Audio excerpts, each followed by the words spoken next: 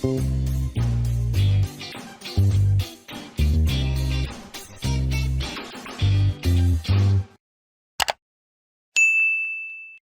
நான் உங்கள் chef Deena. Welcome back to chef Deena's kitchen. இனி நம்ம கிச்சனில் பார்க்க போது ஒரு அருமையான வெண்பொங்கல் எப்படி பண்ணுறது பார்க்க போகிறோம். இதோட செட்டிநாடு கார சட்னி எப்படி பண்ணுறது பார்க்க போகிறோம். இந்த வெண்பொங்கலுக்கு தேவையான பொருட்கள் பார்த்தலாமா? வெண்பொங்கல் தேவையான பொருட்கள்: பச்சை அரிசி 300 கிராம், பாசிப்பருப்பு 120 150 கிராம், முழு மிளகு 1 டேபிள் ஸ்பூன், சீரகம் 1 டீஸ்பூன், முந்திரி பருப்பு 100 கிராம், கருவேப்பிலை தாளிப்புக்கு தேவையான அளவு, பெருங்காயம் 1/4 டீஸ்பூன், பொடிசை நறுக்கிய இஞ்சி 1/4 டேபிள் ஸ்பூன், உப்பு தேவைக்கேற்ற, நெய் 8 9 டேபிள் ஸ்பூன். இதாங்க இந்த பொங்கலுக்கு தேவையான பொருட்கள். இந்த பொங்கல் ப்ரிப்பரேஷன் பண்ணுறதுக்கு ஃபஸ்ட்டு நம்ம என்ன பண்ணுறோம், இந்த பச்சை அரிசி பாசிப்பருப்பும் தண்ணியில் ஊற வைக்கிறோம். அதுக்கு முன்னாடி இன்னொரு முக்கியமான விஷயம் என்னென்னா, நீங்கள் கடையில் வாங்கும்போது குவாலிட்டியான பச்சரிசி பார்த்துவாங்க, அதாவது நல்ல குவாலிட்டியான பச்சரிசியை பார்த்துவாங்கன்னு சொல்கிறேன்.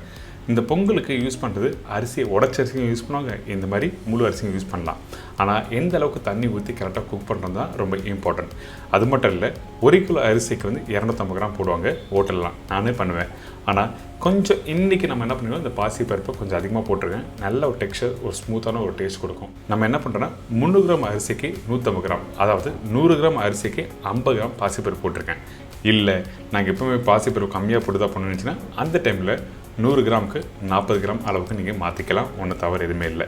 இப்போ நம்ம என்ன பண்ணுறோன்னா, இந்த பச்சை அரிசியும் இந்த பாசிப்பருப்பும் நல்லா ஊற வச்சுருங்க. குறைஞ்சபட்சம் ஒரு 2 மணி நேரம் நல்லா ஊறட்டும். அதுக்கப்புறம் வாஷ் பண்ணி எடுத்து டேரெக்டாக குக்கரில் போடுறோம். குக்கரில் போட்ட பிறகு உப்பு தேவையான அளவுக்கு இந்த இடத்துல போட்டுருக்கணும். உப்பு கம்மியாக போட்டோன்னா லாஸ்ட்டாக மிக்ஸ் பண்ணுறதுக்கு கொஞ்சம் கஷ்டமாக இருக்கும். அதுக்கு பிறகு இந்த பாசிப்பருப்பும் இந்த பச்சை அரிசியும் எந்த கிளாஸில் மெஷர் பண்ணி எடுக்கிறீங்களோ அதே கிளாஸில் 2.5 கப் அளவு தண்ணி ஊற்றணும்.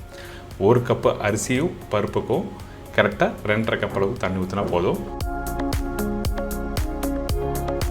அதுக்கு பிறகு இந்த குக்கரோட மூடி போட்டு நல்லா குக் பண்ணி எடுத்துருங்க.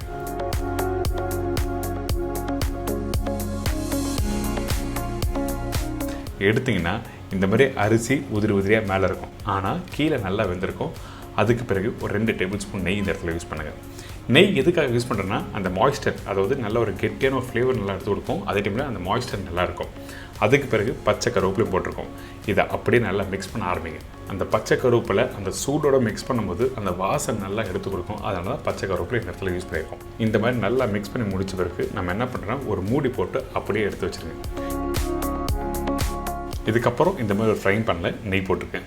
அந்த நெய் சூடான பிறகு இந்த இடத்துல தாளிப்பு ரொம்ப இம்பார்ட்டன்ட். தாளிப்பு எப்படி போடணும்னு கேட்டிங்கன்னா, அந்த நெய் சூடான பிறகு சீரகம் மிளகு போட்டோன்னா நல்லா பொரிஞ்சு வரணும். சில பேர் சூடு இல்லாமல் அப்படியே மிளகும் சீரகம் போட்டுருவாங்க. அப்படி போடக்கூடாது. போட்ட உடனே நல்லா பொரிஞ்சு டப்பு டப்புன்னு வெடிச்சு வரும் பார்த்தீங்கன்னா, அந்த மாதிரி வந்துருக்கணும். அதுக்கு பிறகு தான் நம்ம முந்திரி பருப்பு போடணும். அதுக்கு பிறகு இஞ்சி. இந்த பொங்கலுக்கு இஞ்சி ரொம்ப ரொம்ப இம்பார்ட்டன்ட். இந்த இஞ்சி கொஞ்சமாக போட்டிருப்பாங்க, அப்படிலாம் இல்லை, கொஞ்சம் தாராளமாக நீங்கள் போடலாம். நான் சொன்ன குவான்டிட்டியில் போடுங்க, கரெக்டாக இருக்கும்.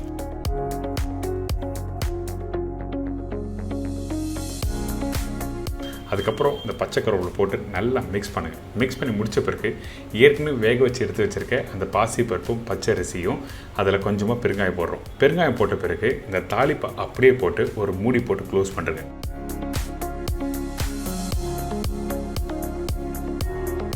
அதுக்கு பிறகு ஒரு 10 நிமிஷம் ரெஸ்ட் வேணும். ரெஸ்ட்டு விட்டுட்டு நீங்கள் நல்லா மிக்ஸ் பண்ணினா அந்த தாளிப்பு என்ன ஆகிட்டுன்னா, அந்த அரிசியோடு நல்லா மிக்ஸ் பண்ணும்போது அந்த வாசனை நல்லா சூப்பராக இருக்கும். சில பேர் சொல்லுவீங்களே, கோயிலில் சாப்பிட்ற மாதிரி பொங்கல் எங்கேயுமே கிடைக்க மாட்டேன்னு சொல்கிறீங்களே, அதுக்கு என்ன காரணம்னா, அந்த தாளிப்பு கரெக்டாக போட்டு நீங்கள் தம் போட்டு அதுக்கப்புறம் வீட்டில் சர்வ் பண்ணி பாருங்கள், சூப்பராக இருக்கும். இது நீங்கள் ஒரு சரணா பவுனில் போனாலோ இல்லை வசந்த பவுனில் போனாலோ இதே மெத்தட் தான் ஃபாலோ பண்ணுவாங்க. நீங்கள் கரெக்டாக நான் சொன்ன ரேஷியோவில் கரெக்டாக மெத்தடில் ஃபாலோ பண்ணுங்கள், சூப்பராக இருக்கும்.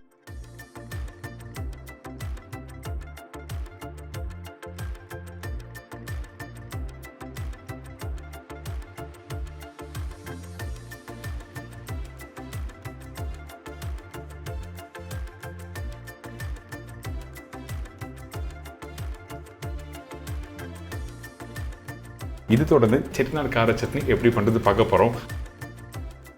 செட்டிநாடு கார சட்னிக்கு தேவையான பொருட்கள்: பெரிய வெங்காயம் 2 நம்பர், பெரிய தக்காளி 3 நம்பர், காய்ந்த மிளகாய் 15 நம்பர், இஞ்சி சின்ன துண்டு அதாவது 25 கிராம், பூண்டு 15 20 நம்பர், கருவேப்பிலை தேவையான அளவு, கொத்தமல்லி தேவையான அளவு, மஞ்சத்தூள் சிறிதளவு, சில்லி பவுடர் 1/2 டீஸ்பூன், கடுகு 1/4 டீஸ்பூன், உளுத்தம்பருப்பு தாளிப்புக்கு தேவையான அளவு, உப்பு தேவைக்கேற்ற, நல்லெண்ணெய் குக் பண்ணுறதுக்கு தேவையான அளவு.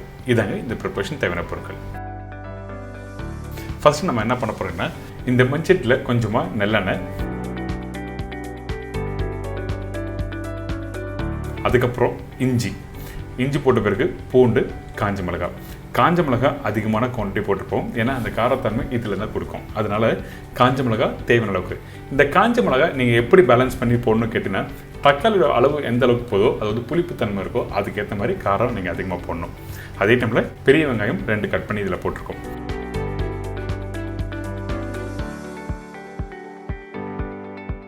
இந்த வெங்காயம் கொஞ்சம் லைட்டாக வதங்கிட்டோம், அதாவது ஒரு 40 to 50% வதங்கி வர டைமில் கட் பண்ணி வச்சுருக்க தக்காளி போடுறோம்.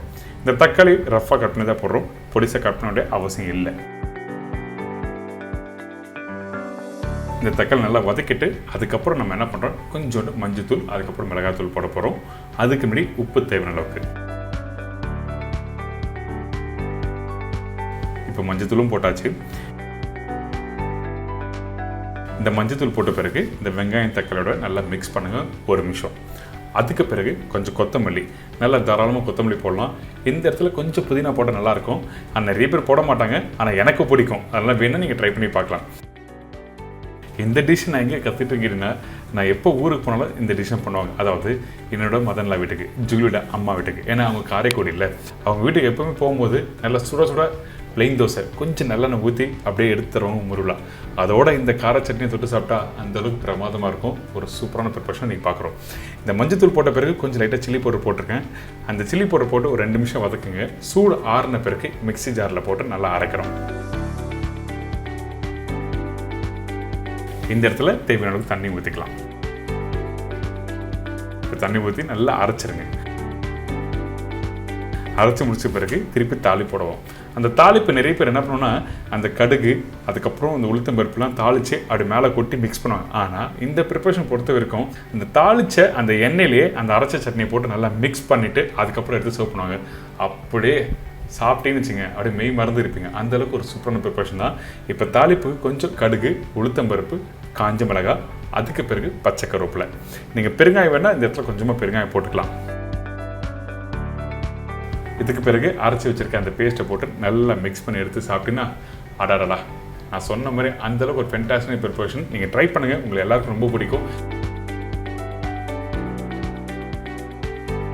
அல்டிமேட்டான ஒரு சூப்பரான ப்ரிப்பரேஷன் செட்டிநாடு கார சட்னி எப்படி பண்ணுறது சொல்லி கொடுத்துருக்கேன். மறக்காமல் ட்ரை பண்ணுங்கள், அதோட ஃபீட்பேக்கும் கொடுங்க.